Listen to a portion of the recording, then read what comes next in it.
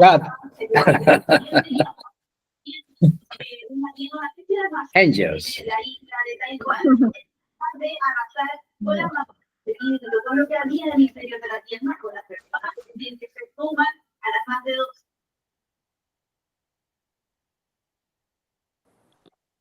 I might need to turn my sound off. I didn't hear anything except a lot of garble. Yes? Okay. Yeah, we hear maybe you perfectly. write it in the chat. So sorry. Okay.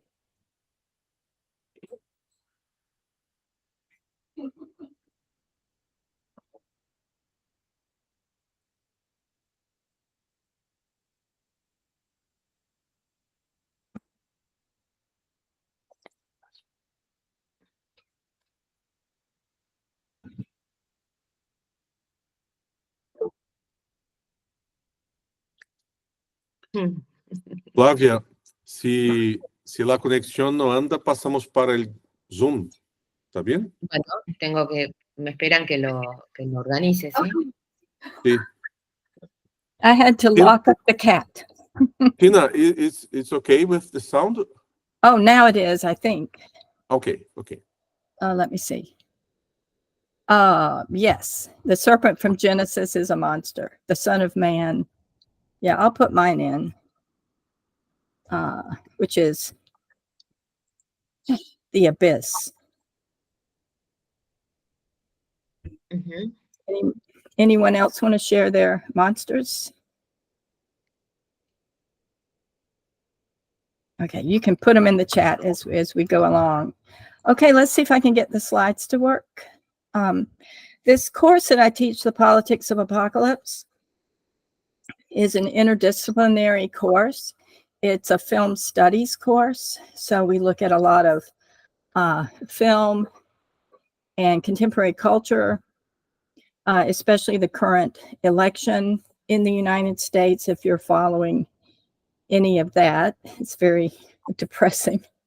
And my students come from different disciplines: psychology, political science, creative writing, and that kind of thing. And in the course, they do something called an apocalypse watch. They're reading the signs of the current times. And so they bring in music. Today we had rap music from a kind of urbanized response to the high homicide levels in Memphis, Tennessee, and then other things. So let's see. And we relate it back. So select a tab to share. Choose what to share. Okay, let me, I'm not sure how to share my PowerPoint. To share audio. Okay.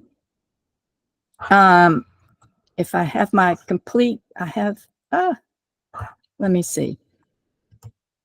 I apologize for not knowing Google Meets. Can you see that? No. No. Oh, okay. Let's see. Is there the option share the screen? Yeah, let me see. I've got entire screen. Oh, okay. Let me. Yeah, it should be this one. Yeah, okay. Can't share your screen. You want me to send you the slides? That wouldn't work as well, but it might. Let me see. Let me try again. Sorry for the hold up here.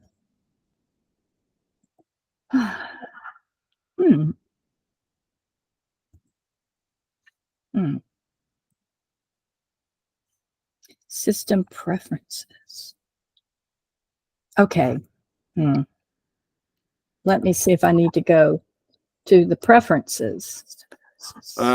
Tina, would you like to send the slides to me? Yeah. Let me do that. I think that's gonna be faster. Okay. All right, I'll send them to you now. Yes, please. Slides. It's a PowerPoint slide? Yes. Yeah, okay.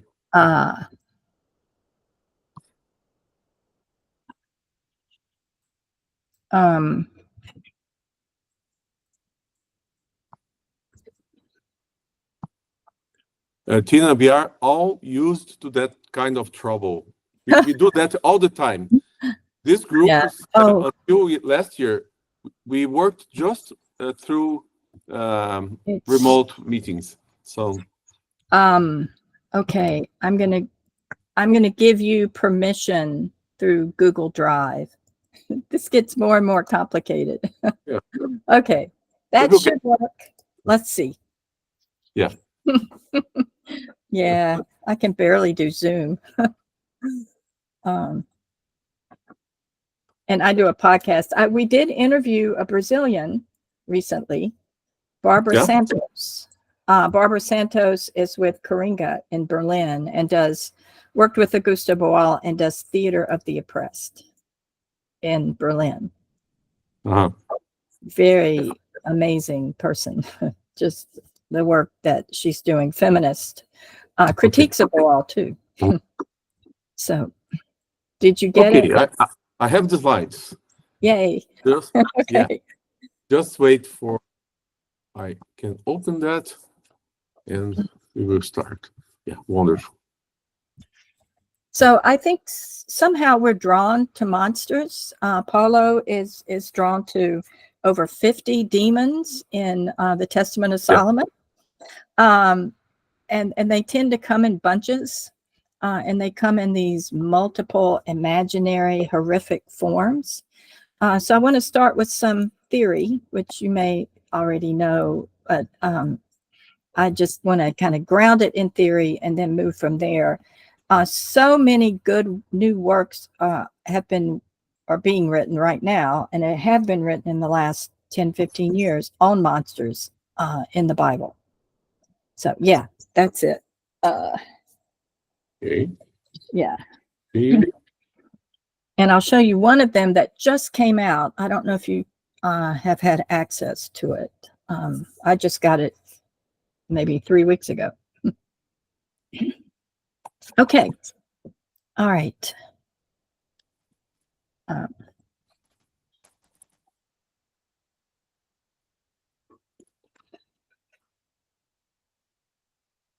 The background, of course, is Godzilla and King Kong, who are 20th century monsters, and also a result of my country's imperialist and colonizing efforts in the world, and also with Godzilla, the dropping of nuclear weapons on Nagasaki and Hiroshima. So there's a connection of monsters with our political times.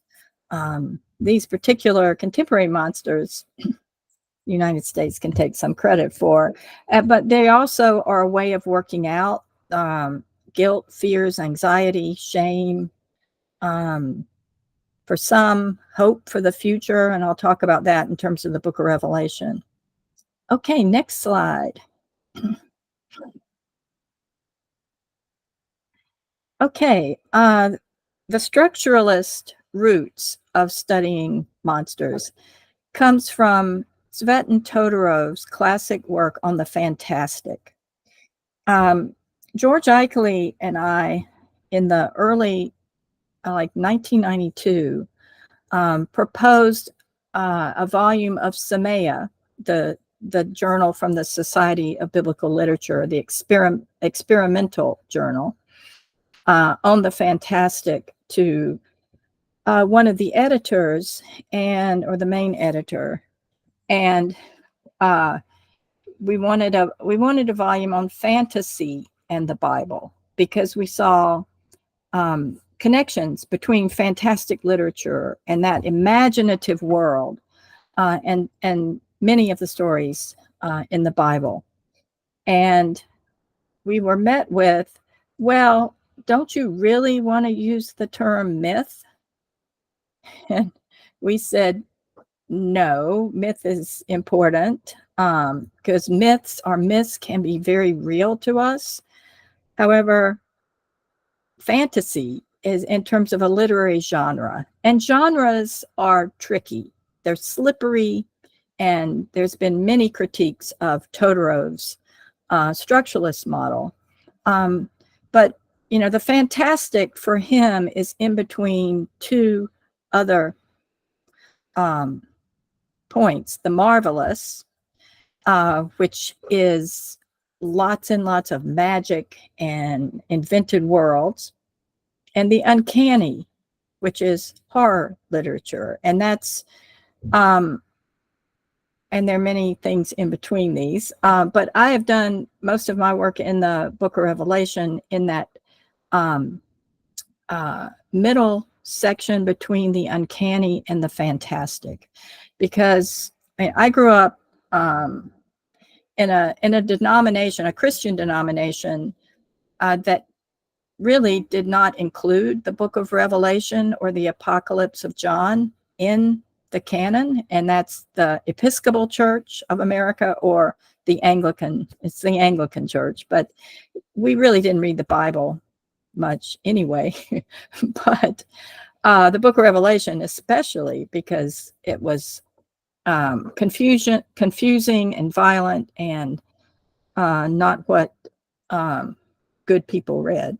So in between the uncanny and the fantastic, I think this horrific, violent world of the Apocalypse of John is there. And one way to know you're experiencing the uncanny or horror is there is the feeling of hesitation. Is it real, or is it a fantasy? And we're seeing that. My students are studying right now Christian Zionism and Christian evangelical connections in the United States with Israel and the support of Israel. In particular, our a former president, I don't even want to name this former president, who's also running for president again, moving the U.S. Embassy from Tel Aviv to Jerusalem, a very apocalyptic move. And so we're looking at the roots of where all that came from biblical text and certain readings of the Book of Revelation and prophetic literature. Okay, what's the next slide? Let's see.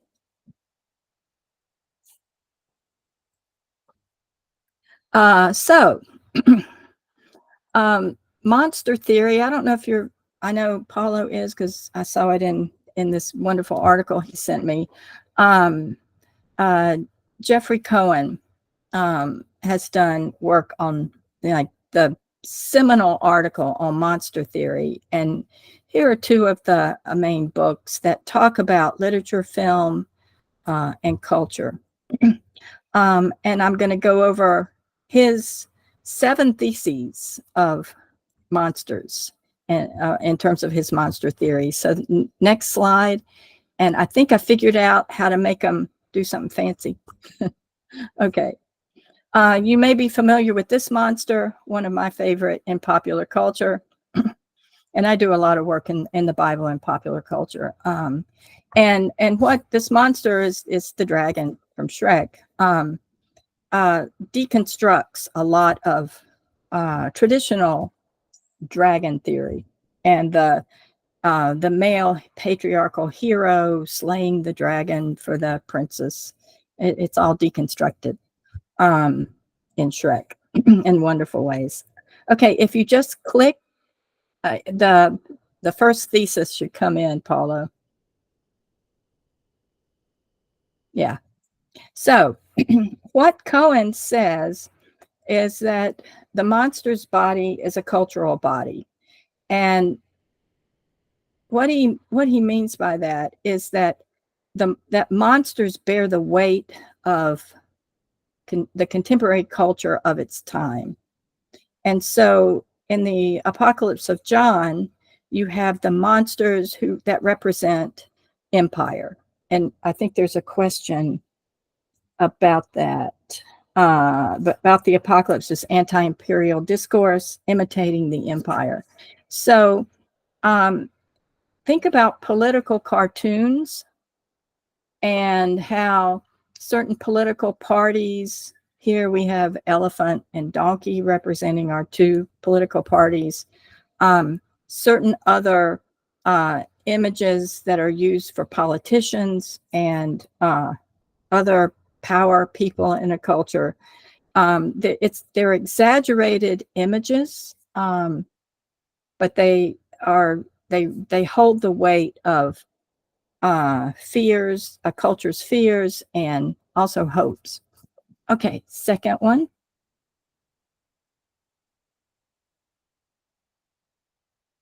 Okay, second one is the monster always escapes. If you've watched many horror films, read horror literature,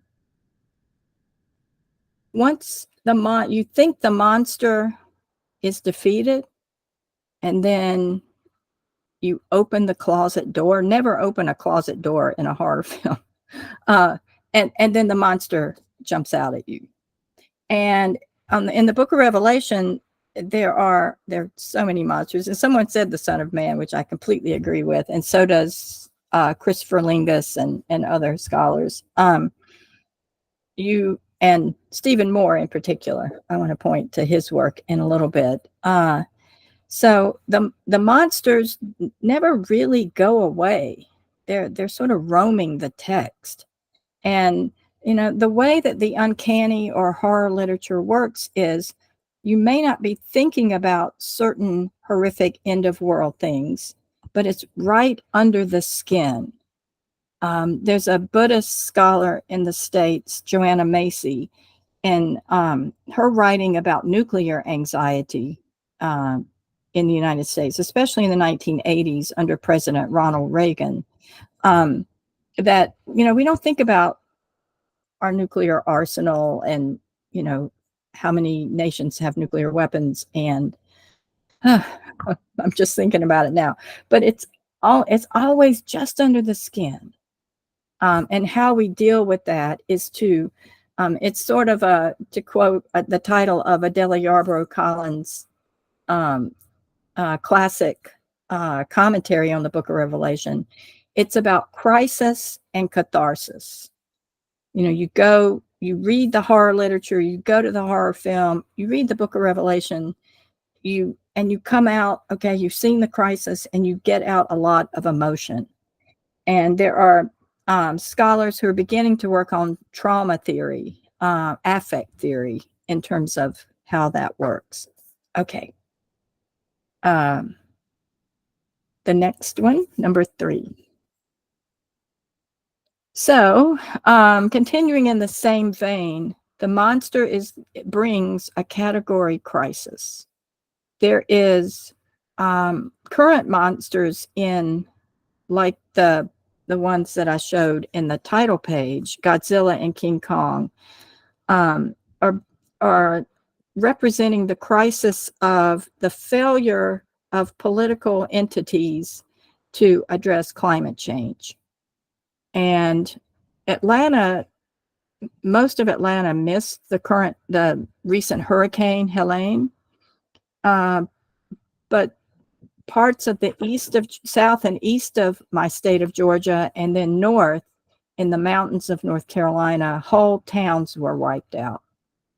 And over 50 people died. And in a storm that so many people who moved there thought they were exempt from, because they don't live near the coast. They live 8 hours from a coast.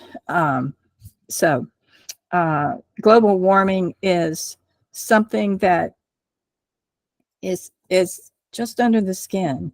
I think nuclear anxiety is my top apocalyptic anxiety. I'll share that. Having done anti-nuclear work with my ethics professor, Glenn Stassen, in graduate school. Okay, what's the next one for?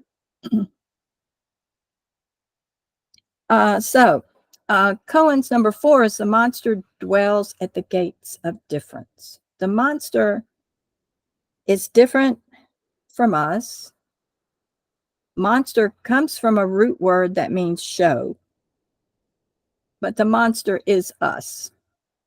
And so there's a fluid line between us and monsters.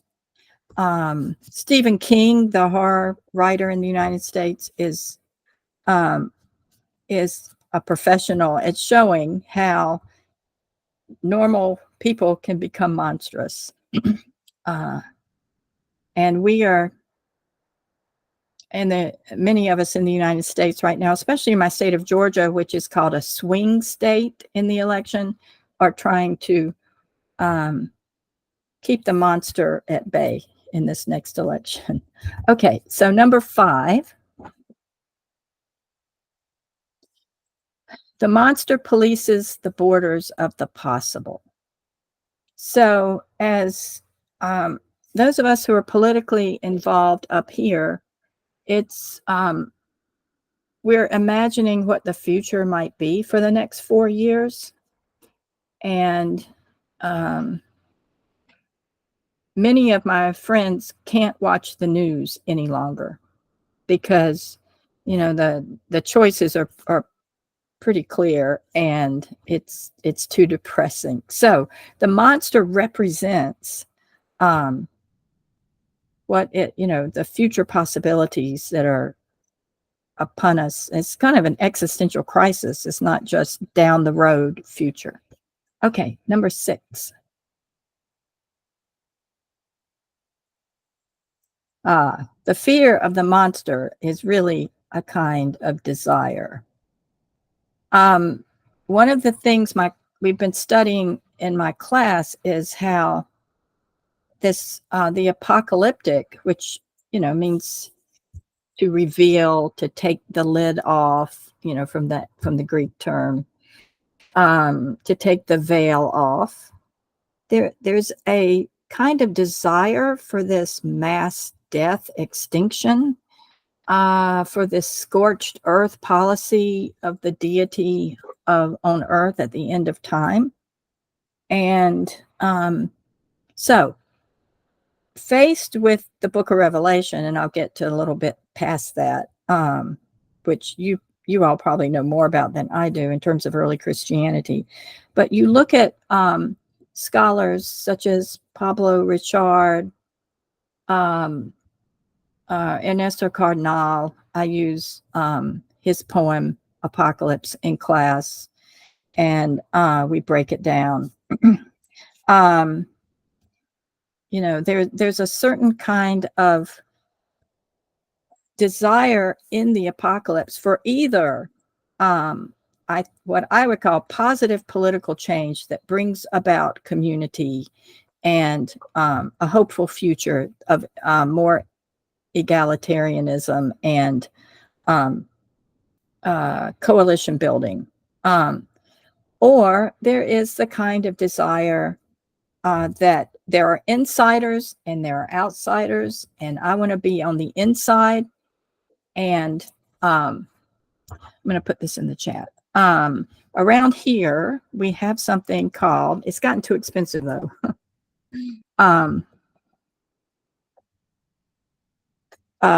There is something called the Tribulation Trail, and it's about a half hour from my house at a church, and it's a big production, theater production. It's outside, and it's all about the rapture.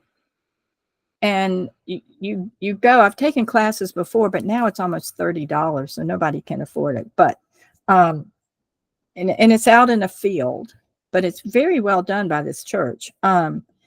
And John comes and you go in small groups. The writer apostle, of course, they think the John of the Apocalypse is the disciple John, right? Who wrote everything. Comes and talks to you in a robe, you know, dressed in period costume, and tells you about the horrors to come.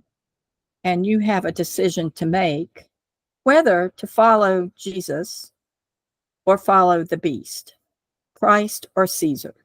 Very clear, either or. And so after John talks to you, you are led down this trail because the rapture has already happened and you have been left behind. And, for me as an Episcopalian, we're all left behind anyway. All the Anglicans, forget it. And so most of the Catholics, many Methodists, it's, just a very small group. And so you get to see the aftermath of the rapture. There's a front porch. An older woman comes out and her husband's clothes are in the rocking chair and he's been taken up. And why the rapture is naked, you have to go naked, I don't know. Everyone leaves their clothes.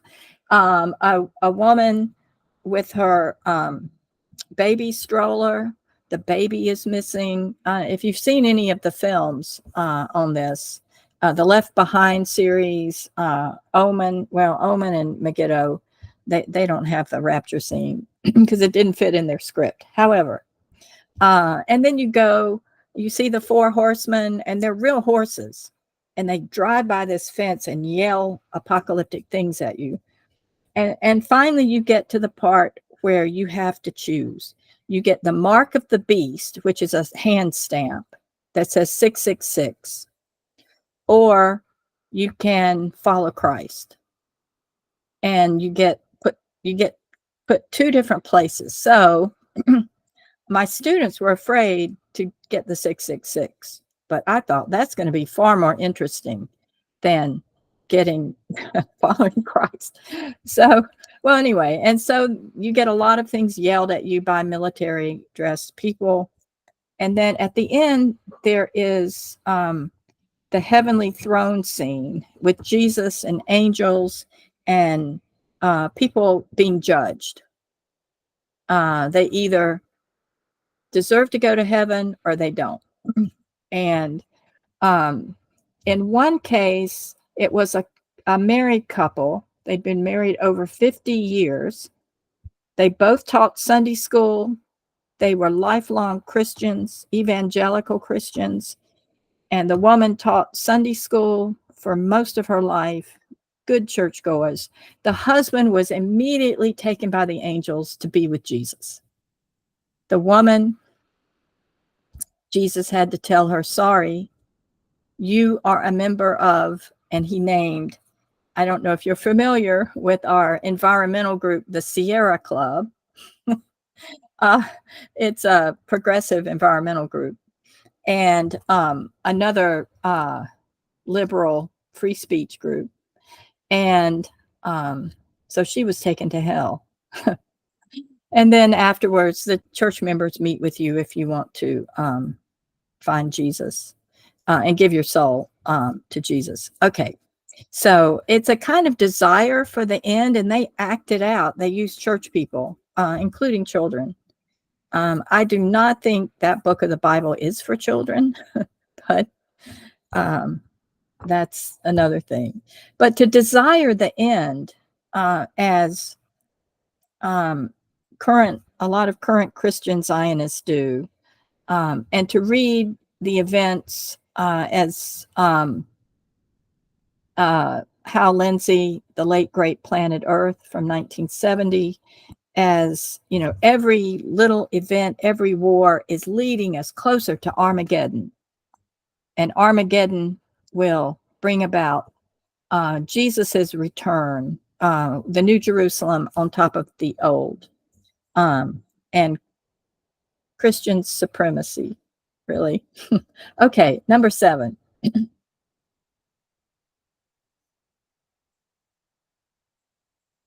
The monster stands at the threshold of becoming. So monsters are imagined, and they are loaded, the literary monsters are loaded with a lot of our own fears, desires, hopes, and dreams. And that prompts many people, and Lynn Huber talks about it in her and Gail O'Day's terrific new commentary, wisdom commentary on Revelation. I highly recommend. Talks about her students at another liberal arts college in the South, asking, was John on hallucinatory drugs? And that's been asked about Daniel 7 through 12. Well, probably the whole of Daniel, but and so she does a whole thing about that, given Roman use of hallucinatory drugs. Anyway, this threshold of becoming, we're always going to have monsters. How do we deal with the monsters? And what, that's how the film Shrek was so creative. Getting to know the monster, staring the enemy in the face and getting to know the enemy. And that's a peace community type of activity. Okay, next slide.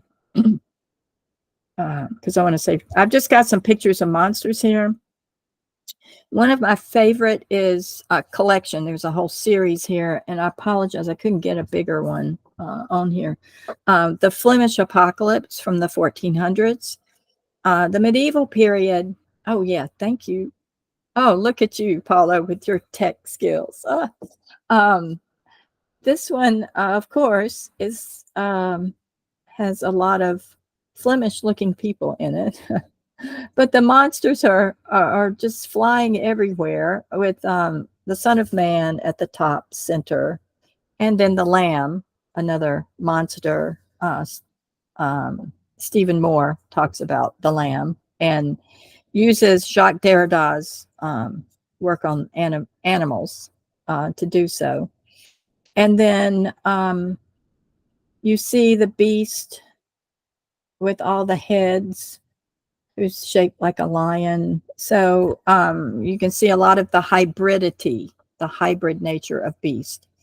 And then my favorite at the bottom left, the Hellmouth or the Abyss. And a demon, a nice little red demon with bad teeth and wings, pushing people in to the Hellmouth. So the Hellmouth, as I've written, is a female space. I think it's the Abyss is another female character in the text. John's fear of female sexuality in the book. I'm also in a very, very minority, if there is such a thing, of thinking that the Apocalypse of John is a misogynist male fantasy of the end of time. And Elizabeth Schussler Fiorenza has said, of course, that I read it too literally. Perhaps. I don't know how else to read that. The 144,000 are virginal males. But I can't read it queerly either. I mean, you'd think that would be a great opening. And there's some fantastic readings of the Apocalypse lately coming out of queer theory. However, as fantastic as I think they are, I really can't go all the way with it. So the Hellmouth was also a stage design for medieval plays on the Apocalypse. Okay, so the next slide, because I want to be aware of time here. Okay, I just did a comparison here. I guess do you know the book on the right? This is Maurice Sendak, Where the Wild Things Are, children's book. And then drawing on a medieval apocalypse, the beast with the hellmouth. So this very wonderful, famous children's book to alleviate children's fears about an anger over parental control. It's drawing on an apocalyptic imagery. Okay, next one. the horseman and the rider of the riders of the horse bringing in destruction, blood up to the horse's bridle. I mean, it's I do there's some music that I use in class that is instrumental by a very strange band, a rock band that does through sound and a soundscape takes you through the book of Revelation. And you hear sirens, you hear helicopters, you hear guns, you hear explosions, and then you hear this wonderful music and, you know, the river of life at the end. So I think that the apocalypse is a full sensory experience. It's what, you know, when you enter into the Apocalypse of John, you can hear it. I mean, you can read it on the page, but you also kind of immerse yourself in it. You can hear it, you can smell it. There are all kinds of terrible smells in the book. It's loud, it's messy. You come out just covered. I mean, the monsters are right there breathing down your neck. It's a full experience. And I worked, this was 2000, when was it? 2012, no, 2011. Worked with a local artist, and we did a week-long gallery, art gallery, and show of what we called, I'll write it in the text because it's hard to pronounce. The name of oops. Okay. It was called Pop Up Apocalypse. And I got the idea from my daughter is now almost 26 years old, but when she was small, we had all these pop-up books. And we had one on monsters. And as we were reading it one day, I mean, it has little doors you can open and touch the fur or the scales. And it had little scrolls you could open and this, that, and the other. And then, you know, monsters would pop out as you unfolded certain pages. And so I got the idea of what if we could do, and I'm not an artist, I'm just an art instigator, a pop-up apocalypse. Do the book of Revelation as a pop-up book.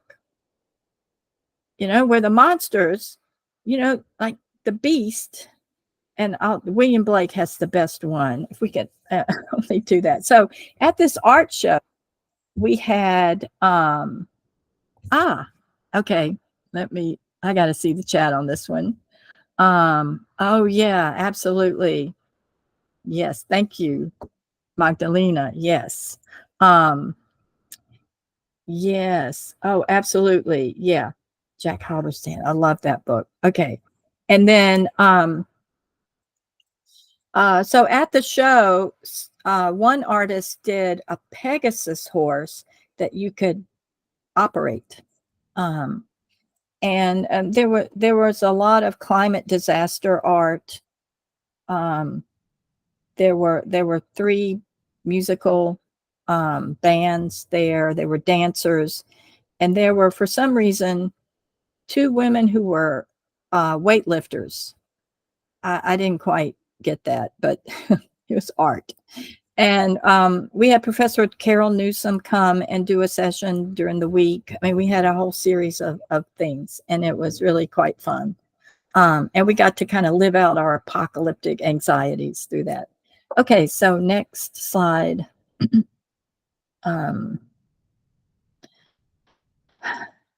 Yeah, I wanted to show some folk and popular art. This is more pop art.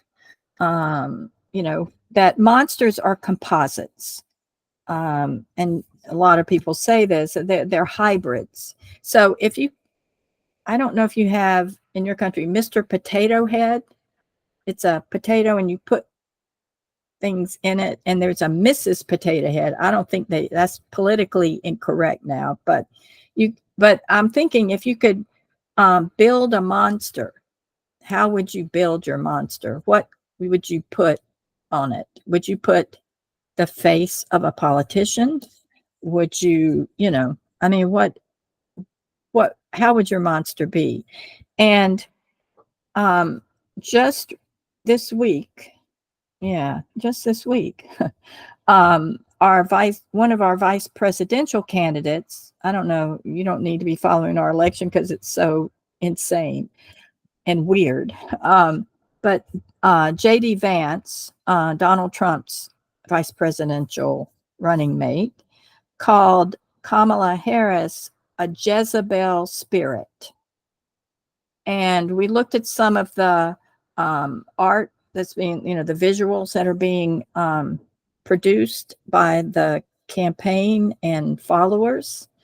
And so we unpacked that in the class because Jezebel, of course, appears, Church of Thyatira, and also 2 Kings. But, to call Kamala Harris a Jezebel spirit is just packed full of sexism, misogyny, xenophobia, because it relates to, that she's into witchcraft and the occult, which it is saying her West African roots through the Caribbean, and African diasporic roots are evil. It's so racist, it's beyond.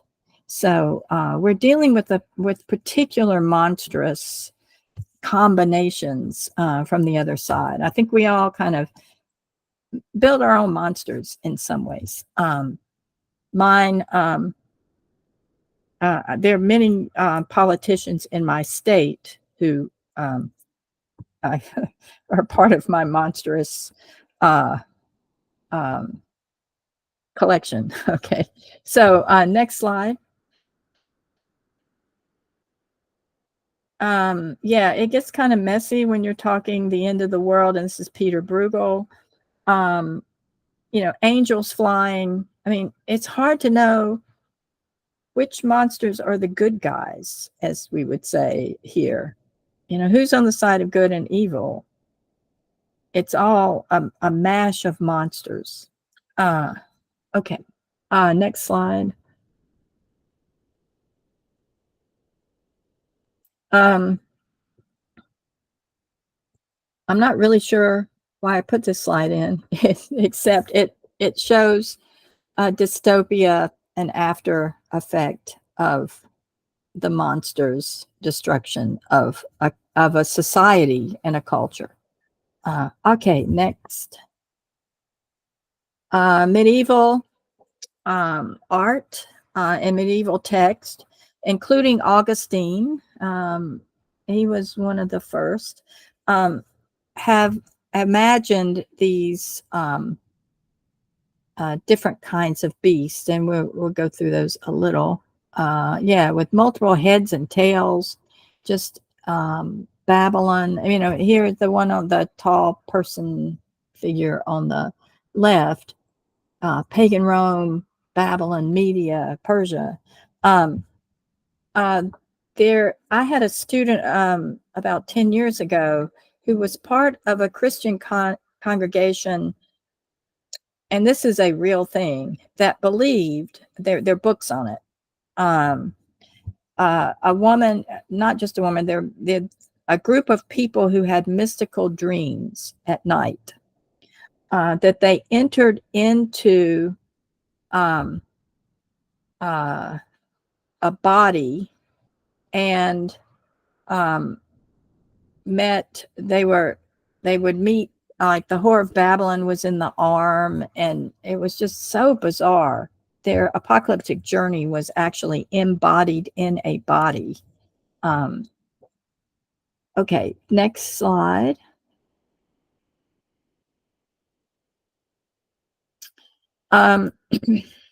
This is a medieval tapestry, and is, of course, relaying a certain political event. But the beast are one beast follows another. You get rid of one, you have another. And they're multi-headed and some really, I think the beasts are really cute because they've got horns and heads, and they're fantastical creatures. And I think, contemporary children's literature, like Harry Potter, draws on a lot of these images. Okay, next. And then we've got Albrecht Dürer, the sea monster and the beast with the lamb's horn. The sea monster is the first monster, of course, from Genesis 1. And if you haven't read, let's see, a book I'll recommend,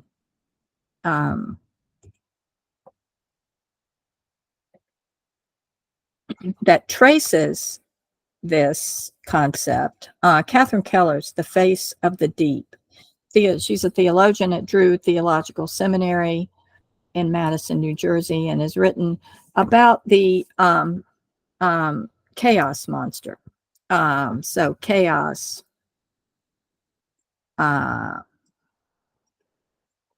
is Tehom the Deep, and she, in her creative way, her new Apocalypse book I highly recommend too. If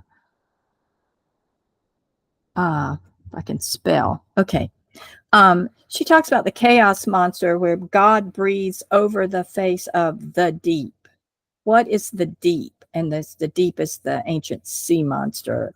And of course, brings in the Enuma Elish, the Babylonian creation story, where the god Marduk defeats Tiamat by breathing a mighty wind into her mouth and then slicing her body open in violent ways to create the world. And so Catherine Keller has come up with this term, tahomophobia, fear of the deep, where the deep is the ancient female divine, the female goddess. Okay, next. Just more about the Antichrist here as a body, but representing countries, and very detailed charts that began to appear, especially with the premillennial thought, with the Scofield Bible, and John Darby's notes in the Scofield Bible on the Book of Revelation, that really in the early 20th century ramped up rapture theology, that the rapture was at hand, and then the Antichrist would take over. Yeah, so you have, we're in there's 7 dispensations. We are in the church age. And how this relates to contemporary politics is the Trump administration was highly influenced by this kind of theology and reading of the Apocalypse of John.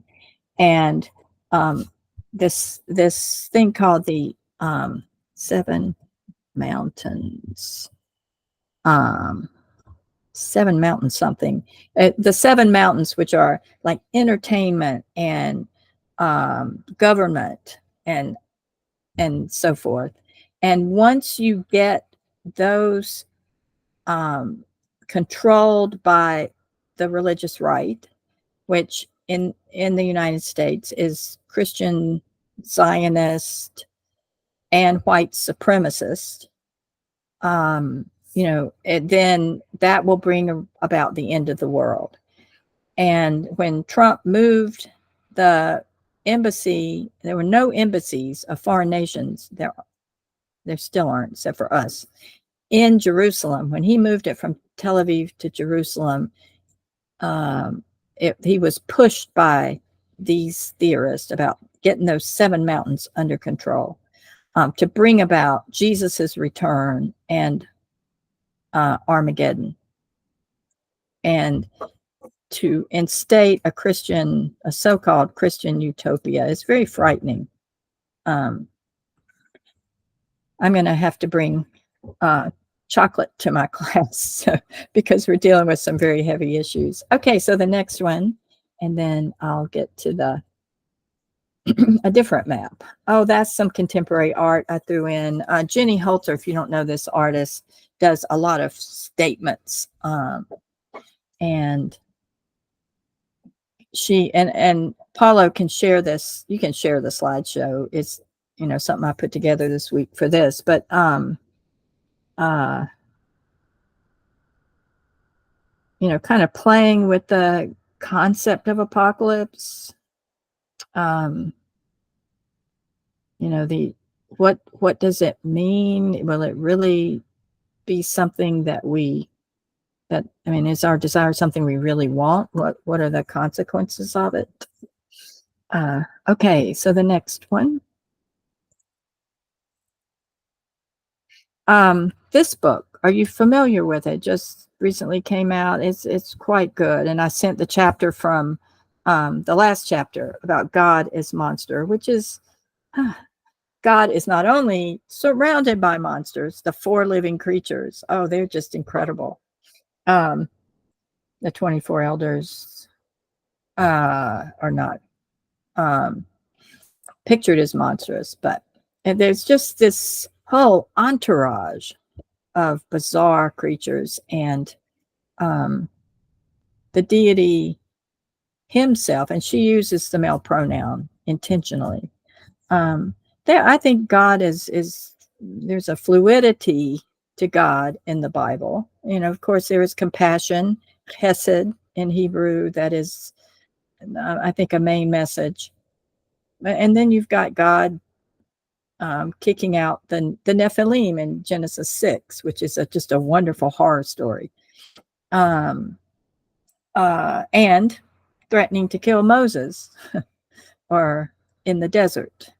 And Zipporah circumcising someone. We're not really clear from the Hebrew, either the son or Moses. And so there's God is a demon, desert demon. You know, you've got to put blood on the tent post so that the demon passes you by. In the Apocalypse of John, the god demon does not pass you by. Yeah, I'm really struggling because I teach religion and ecology. You know, since I teach at a liberal arts college in a religious studies department, I teach interdisciplinarily. And I'm struggling with the ecological readings of the apocalypse, you know, kind of the Green Bible material, because part of me is like, yes, oh, this is so wonderful and useful, and but I can't go there with the New Jerusalem. I don't think that's a place I want to be. But I also think it's a place where the goddess snuck in. There's the tree of life, and the tree of life is a goddess figure. So I don't know. Can't prove that. But, okay, next slide. I recommend God's Monster. It's a very well edited book. Of course, The Number of the Beast. This is what I want in my pop-up book. But you couldn't get the rights to Blake, I don't think. But these 2 beasts, they're in Blake, they're muscular. They're awesome. You stand in awe, like John did when John saw the Whore of Babylon. Okay, next slide. And here, this is on the cover of Stephen Moore's book, but it's a folk art piece of the Whore of Babylon, platinum blonde hair on a hot pink polka dot lion-headed beast, and John is there behind. And in medieval to contemporary representations of the whore, there she has a communion cup, a chalice. with terrible things in it, and the sea behind her. So, you know, that empire is made monstrous. And here is where Elizabeth Schussler-Fiorenza and I parted ways. Well, many people, not many people agree with me, that, you know, I look into the face of Rome and I see a woman figure. And my dissertation, I used liberation hermeneutics, and I thought, oh, yay, Rome's dead. You know, long live God and the angel armies. But then I looked more hard, and Rome as female and what was happening to a female body. Again, Schussler-Fiorenza says it's metaphorical. Well, and there's a new book on the new commentary on the Book of Revelation, came out this summer. It's called Revelation: A Love Story. And anyway, takes me to task, but that's something. I mean, nobody really pays attention to that, because to do that, well, how does it stay in the canon? I mean, you've got some real problems there that I realize. Okay, next slide. We've already talked about the Son of Man as beast. The description of the Son of Man is really horrific, and John falls down as though dead. I mean, the response to that, and the response to this book should be not the Hallelujah chorus, but let's do something to bring humanity to a different place than this. Okay, next. That again is Albrecht Dürer. Blake again. This is the Heavenly Throne Room, and with a rainbow. It's very very mystic, with the deity with the scroll with the 7 seals and the angels. It's very ghost-like. The throne room, it's also, I think, a very creepy place, to use the English term creepy. I don't know how that would translate. Okay, next slide. St. Augustine, I'll do, since I was asked to also do some early Christianity. He in City of God, and this is not your whitewashed St. Augustine. We don't know St. Augustine's race entirely, but you know, so many of the biblical characters have been whitewashed. So we are not bound to believe all we hear of these monstrosities, but whoever is anywhere born a man, that is, rational, mortal, animal, no matter what unusual appearance he presents in color, movement, sound, or how peculiar he is in some power, part, or quality of his nature, no Christian can doubt that he springs from that first man, Adam. We can distinguish the common human nature from that which is peculiar and therefore wonderful. So he had a, you know, definite dividing line. And there were a lot of early Christian writers who attributed things to Augustine that weren't from Augustine, but about monstrous entities. Okay, next slide. Okay. I got interested in medieval maps because politically Jerusalem is generally at the center of these maps. And there is, I don't know if we can, well, you can click on that. You can, the Hereford Mappa Mundi, there's an interactive map. You can click on it and go to different spots. But what I want to point out is all around the map are demons and monstrous figures. They sort of guard the periphery, and also serve as alerts to people. Okay, next slide. I think we're getting close to the end here. Okay, so this article that I thought I had sent, but then I found it in my drafts, so apologies. Just found it yesterday in my drafts. I want to argue that the text of Revelation is a map, a monstrous map, and therefore a monster itself. Not only are monsters strewn throughout the text, the armed and dangerous Son of Man, the autocrat on the heavenly throne, surrounded by his beastly minions and sycophants. The text itself is a monstrous map, and thereby a monster, and one that we follow at our own peril as a guide. And so many people have said to me, one scholar, feminist scholar I highly adore, many years ago said, well, don't you want to work through your no on this text and get to yes? And I said, no. I think working through that no is important for me, you know, as an ethicist too. That was my other field, Christian social ethics. I think it's important to face these beasts and this book that I'll never understand completely, or even maybe a little, because it's such a wild, monstrous text. Okay, I think that's it. Click again. I think that's the end of it. Oh yeah, you can build a monster in this monsterology activity kit if you so desire. Okay. So thank you for enduring all that. And I've got the questions in front of me, but we can, oh, these are just wonderful. Oh. Yeah. What do you do with Rome? I mean, to envision Rome as a woman. I mean, anyway. Oh, thank you. I want to hear from you because these are so, you know, so much. Thank you very much, Tina. It's very interesting, and I could recognize many of your thoughts or in your books and articles in this presentation. Thank you a lot. I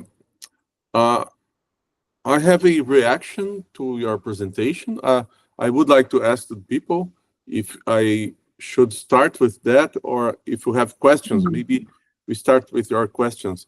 ¿Ustedes quieren hacer sus cuestiones primero? A lo mejor, ¿no? Si hay tiempo, presento yo mi reacción. ¿Qué les parece? Parece bien. Sí. Tina, we will change the order of we will first ask our questions, and if we have time, Okay. I will react. If not, I will send you my questions anyway. Okay. Quem gostaria de começar?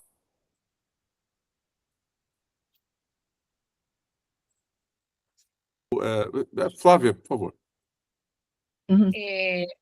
Bueno, Gina, thank you very much for your exposition. I had been reading Mapping at the end, and I was asking myself, I don't know if it is a question or it is I was asking myself about time. My question is about time and space, because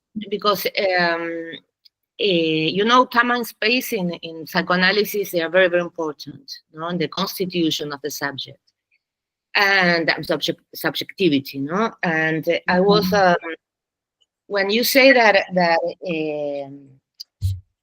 no, this is very interesting. The space of these apocalyptic monsters is the literary text, well, that shows us where all the monsters are, like John, like Odysseus, Alexander the Great, Herodotus, etc. No, all the things you say.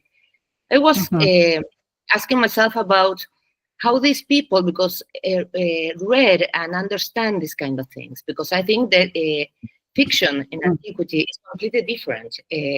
No, because their imaginaries are different. They are. I'm sorry of my English. I'm sorry my pronunciation. It's good. It's good. And the subjectivity is different. It's not ours.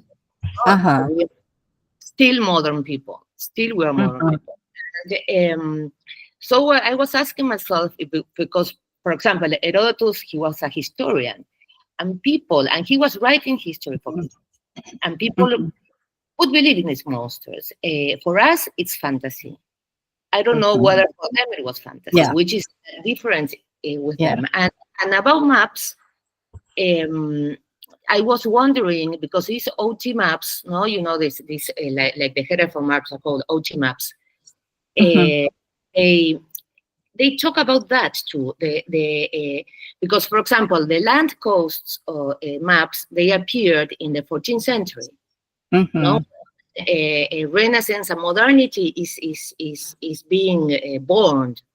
No, and the OT maps, they show the imaginary of these people, how they represent, and they represent space in a very different way.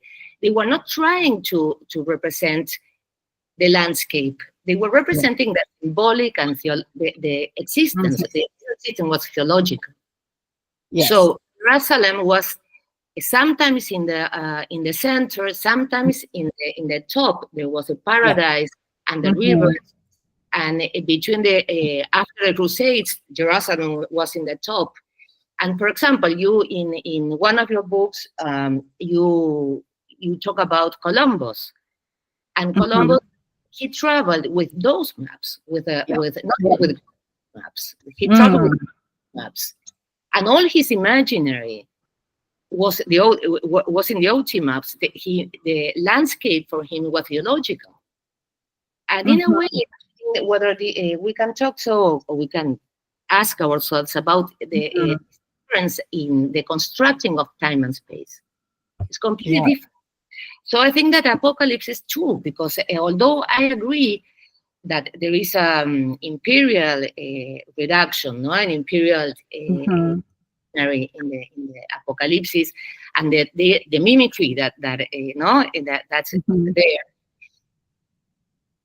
I think that's different, because people, it was about their life. They could be represented in that. We are not represented in that. So we talk about monsters in science fiction. So we call science fiction. No, it's not. It's that's my comment. That's right. Oh yeah, absolutely right. When you mentioned Columbus, that was like a flag for me, because so Columbus is using these imaginary and apocalyptic maps to cause the end of the world for the Taino and the it just for indigenous peoples of the Americas. I mean, he brought it on, not to put the whole weight on Columbus, but most of it maybe. Anyway, I have real problems with Columbus. It's wow that these imaginary maps. I think Apocalypse is dangerous. I think it leads to all sorts of imperialism and empire. I mean, even if it's anti-empire, right? And it's creating a different empire that's mimicking its mimetic desire of the Roman Empire, just with a different ruler. I don't think the heavenly kingdom, the heavenly empire, is a very desirous place. It's not, and I'm being very modern here, out of my own social location. It's not democracy. It's not egalitarian. I don't think there are any women in there, but who knows? I mean, that's my literal reading, for what it's worth. But yeah, I think it leads down the path to colonialism and just thinking of the current history of indigenous peoples in the America, like in the United States, it's an ongoing genocide, they say. Yeah. Can I say something else? Yes, here in Argentina now we have our little Trump and as president, and we are moving to our embassy to Jerusalem, which is completely crazy. And probably we're going to be bombed by that, no? And and we have our governments, usually they have a very messianic discourse. In South America, messianism came with the conquerors, and it was a hybridization with the cultures here. And we live in a messianic world here. Completely washed with that kind of things. Gosh, so much to talk about here. Yeah. I'm thinking of the Argentinian Pope. Yes. You Yes. know, and I don't really know his reading of the Book of Revelation. Be interesting to see. Yeah, we're all dealing with these. I mean, we're dealing with big Trump. I think Brazil had another big Trump. Yeah. my Brazilian friends tell me they were very stressed out during those years. So yeah. Yeah. So yes. Okay. No other questions. Yes, Mariano, please. Yes. Thank you very much for your excellent exposition, Tina. I lowered the hand, sorry. Okay. Yes. I'm thinking again about the Son of Man, Mm-hmm. the differentiation / similarities with heroes. Yes. Monsters with heroes. Because you, in your papers, you told that monstrosity is a physic description, but also a kind of behavior, because the god acts slaughtering people. And I'm thinking about Superman, for instance, or Yeah. Achilles or Hercules, Yeah. because the Superman, we can see a man flying, and the strength of Hercules and the activities of Achilles killing another Trojan warriors. So just to think, what's really a monster and what is a hero? Oh, They are acting like monsters. Thank you. It's just a commentary. Thank you very much. Yeah. Do you know George Eichel's work on Superman? You might be interested in that. Okay, let me write his name, because it's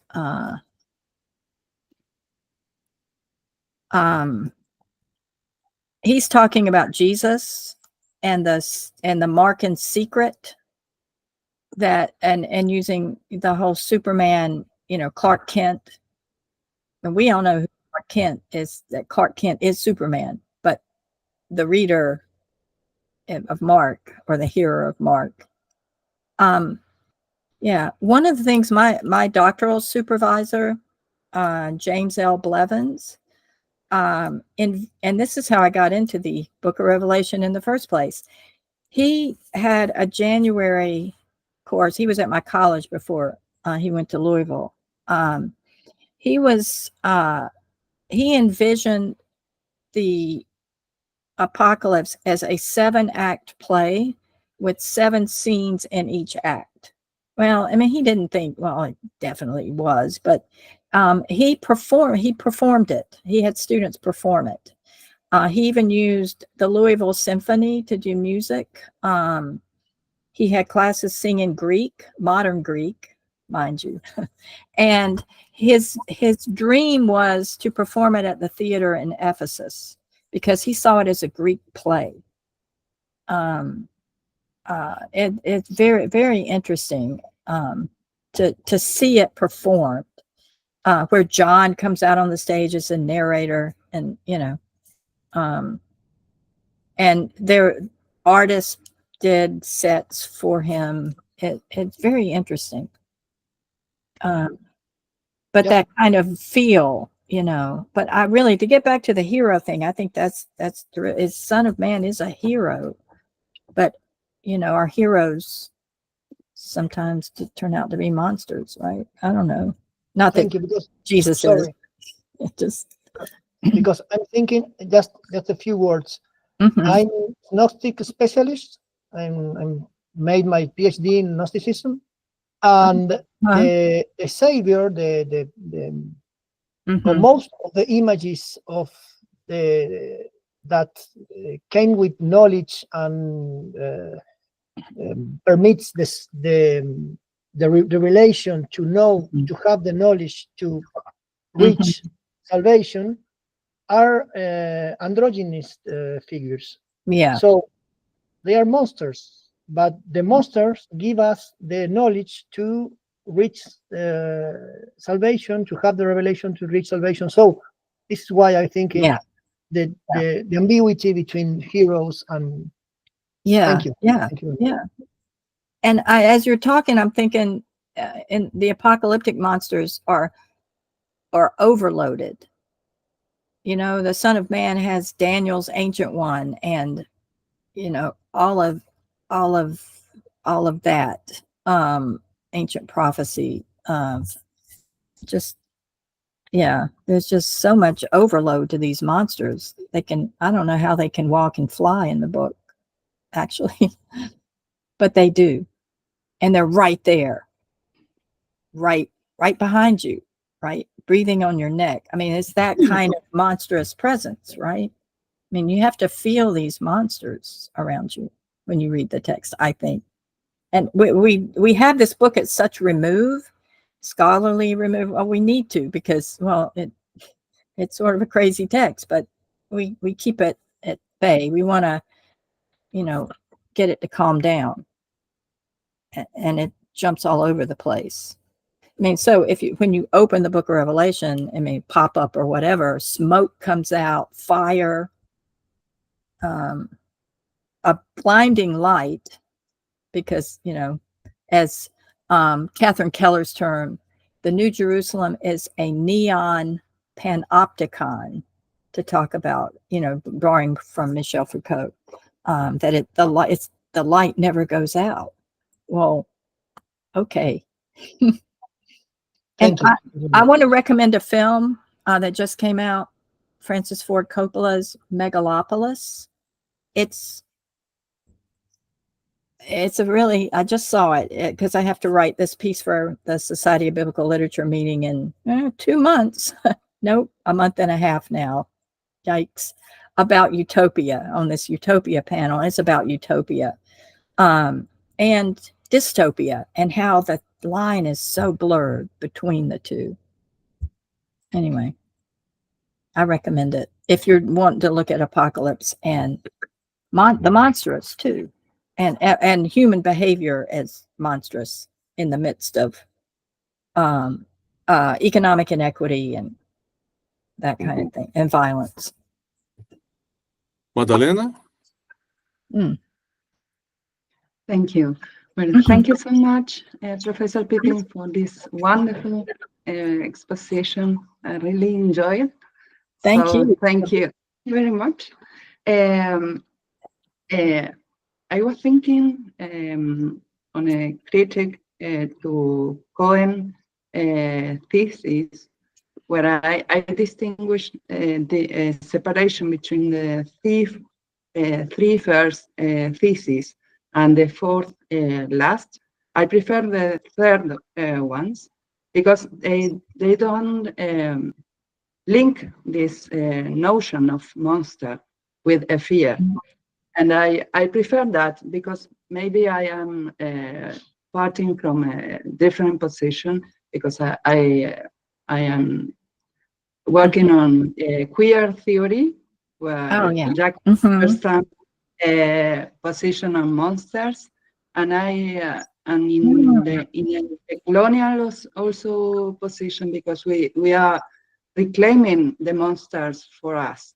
So we are monsters, not so it's a positive way to view monsters. And maybe in antiquity also we can claim we are monsters, and it's not a negative consideration of that, as it is us in modern times.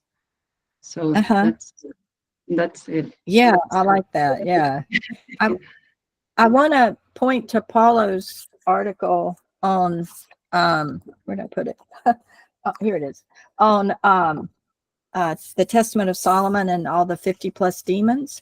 Paulo, when I was reading reading about this, as you are summarizing the text and then talking, it just seemed like such a queer space. Solomon and the monsters, everything that went on, just yeah. And I want to Magdalena, there's an article by a professor at the University of Vienna, Clarissa Blau, that does a queer reading of the Whore of Babylon and won the Bernadette Bruton Award last year. I was asked to respond to it. It's excellent. It's you might be interested in that. And Lynn Huber's work is fantastic. Queer readings. Thank you so much. But don't read the one Michael Clark and I wrote in the Queer Bible Commentary, because we're the naysayers. We're saying no, it's not liberating. No. I agree with you, but I think that also monsters can be reclaimed. Yeah, I think that's really I like this. Yeah, and especially several people have pointed out, the ancient context and then contemporary context, our own social locations. I'm driven by that. I want to pay attention to the historical, but as a postmodernist, deconstructionist, Marxist, there's only so much I can know.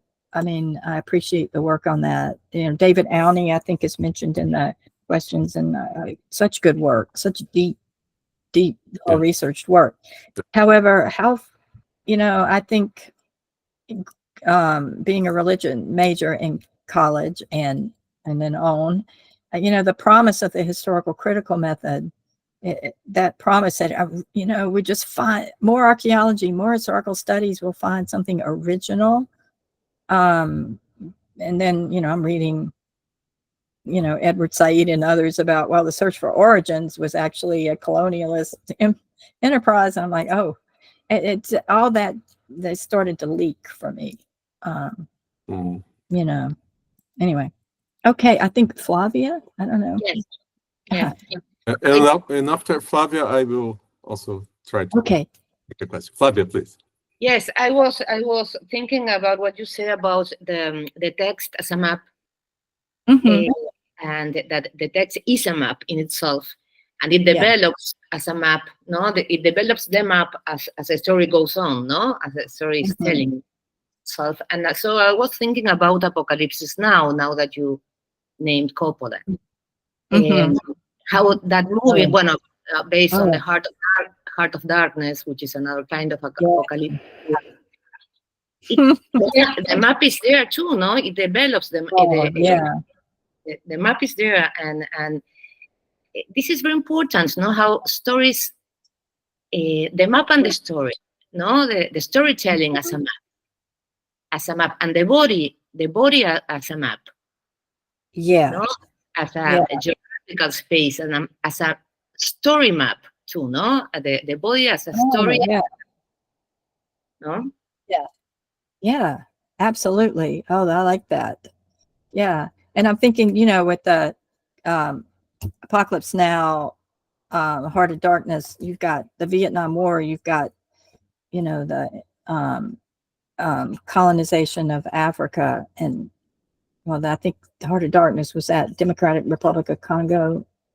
Anyway, it just, and the megalomaniac ruler in the heart of the jungle. And anyway, I mean, so do we approach the apocalypse as the general? It's been a long time since I've seen it, of Apocalypse Now, with the famous phrase, I love the smell of napalm in the morning. Yes. I love the smell of apocalypse in the morning. I mean, it's just, or the destruction of the Whore of Babylon in the morning. Anyway, I'm getting out of hand here. So.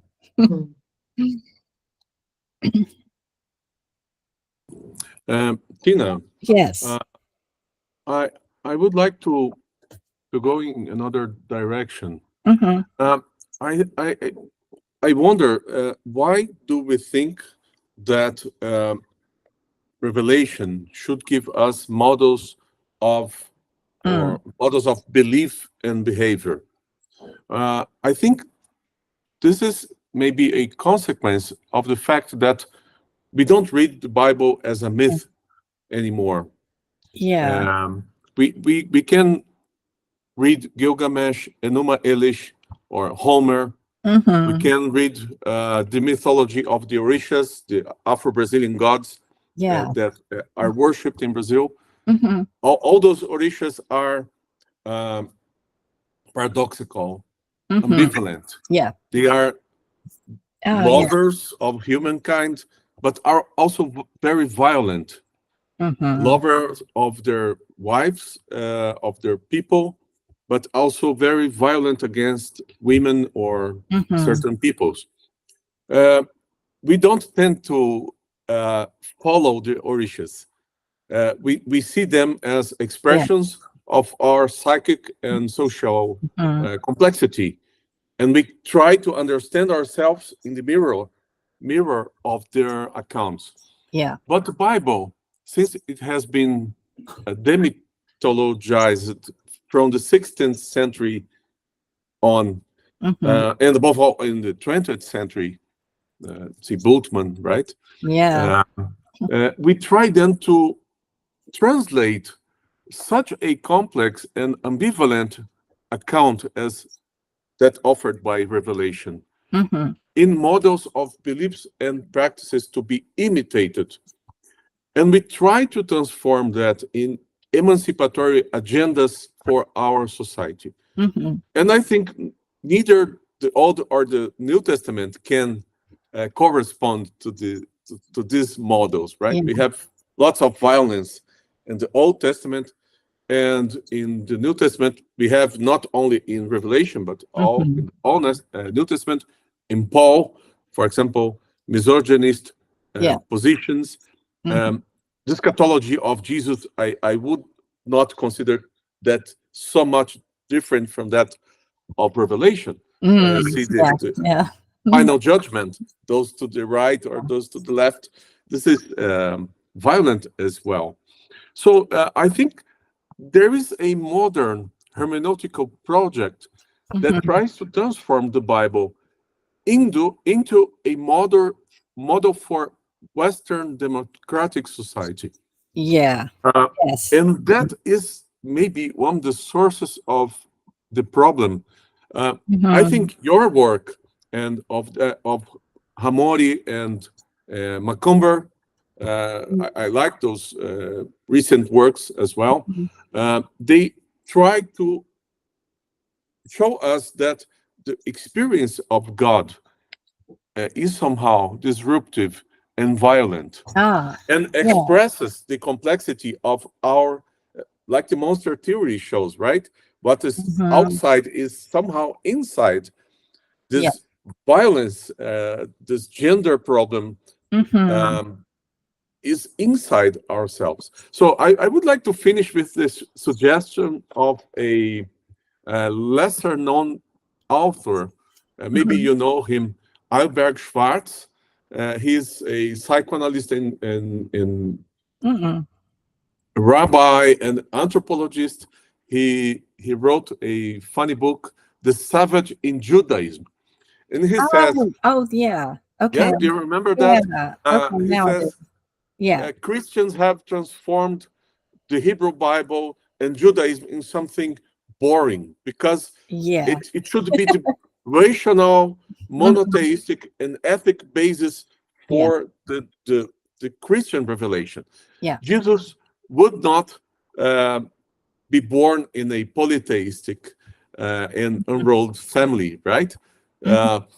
But he says we should come back and study ancient Judaism as Mhm. we study primitive religions.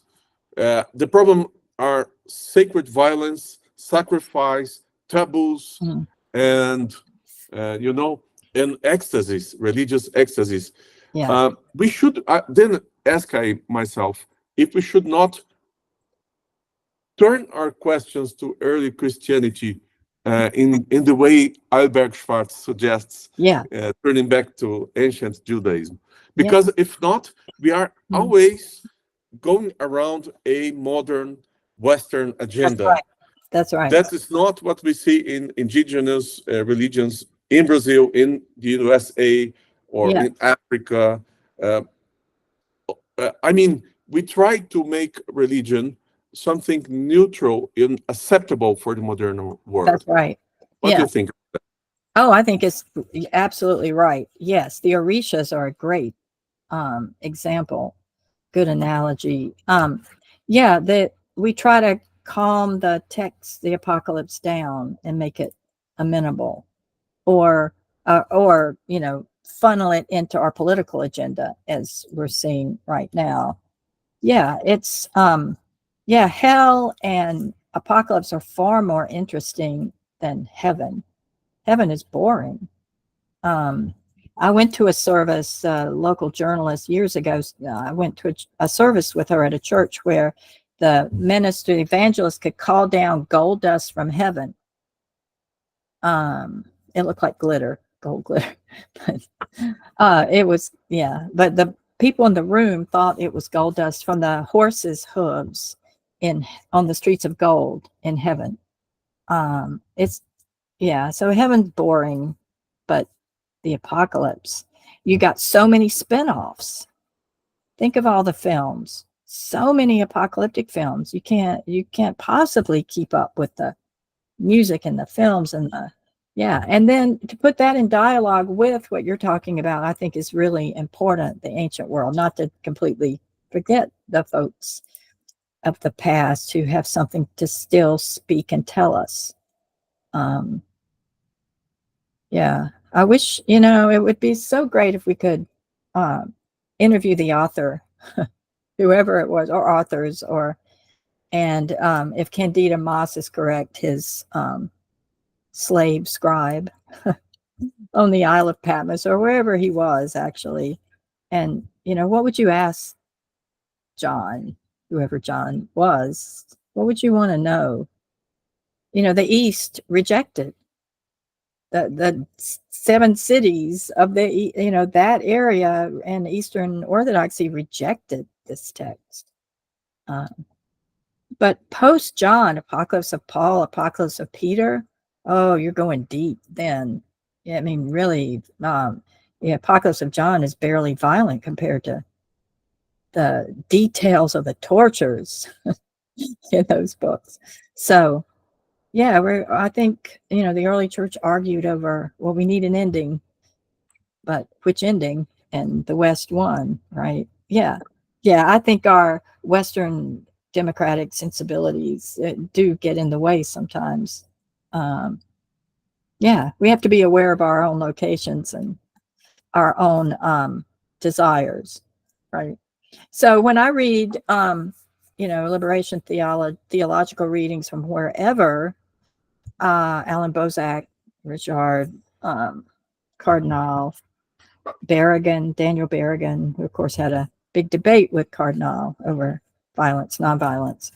And Cardinal said, well, there you are writing from your first world apartment in DC. You're not where we are in Nicaragua facing, he spelled it out.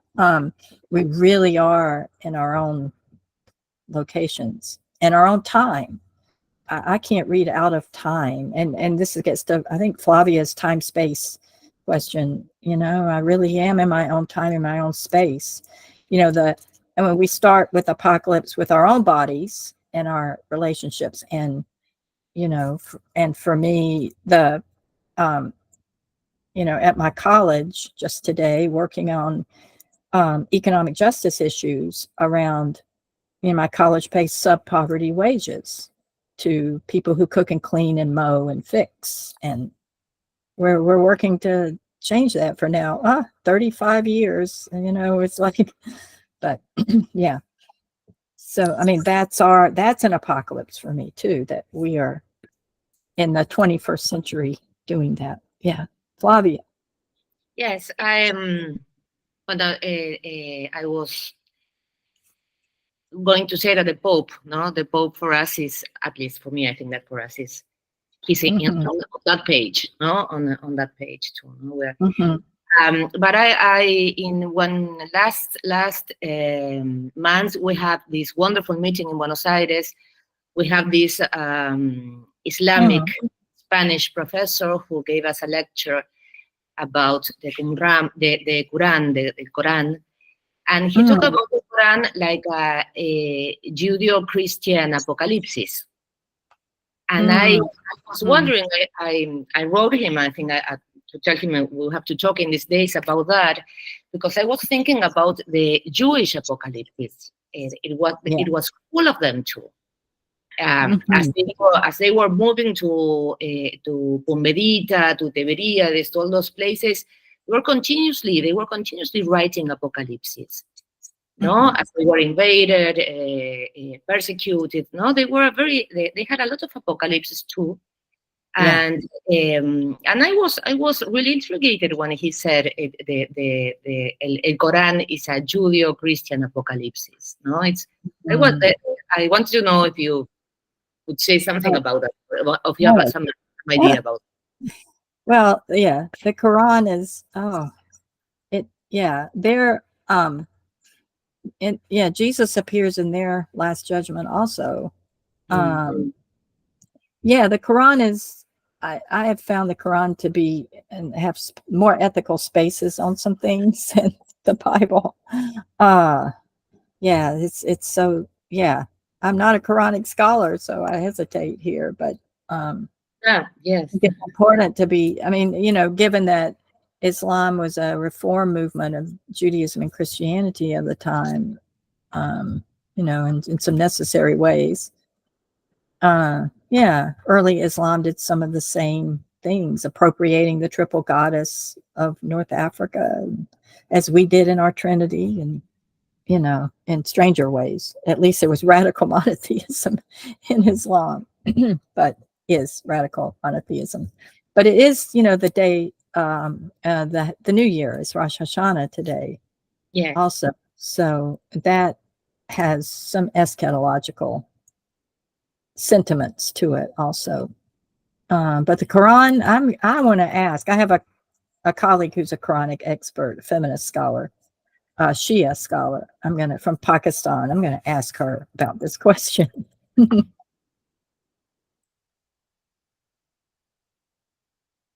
So, do we have one or two more questions so we can finish? I don't want to tire Tina too much. Well, I love these. I'll read through them and I'll write you if anything comes to mind. Okay, thank you. And if you think of any questions, let me chat. I'll put my those are in the open chat. questions, okay? Oh, they're wonderful. Questions that I'm asking myself.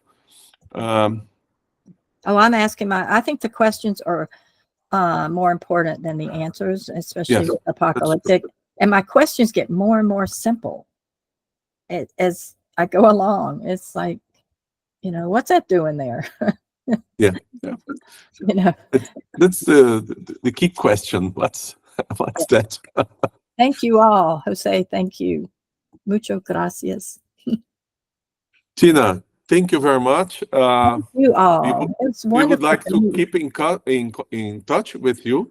Yeah. Maybe if you somewhere in the future, if you would like to do that again, bring your new questions or old questions.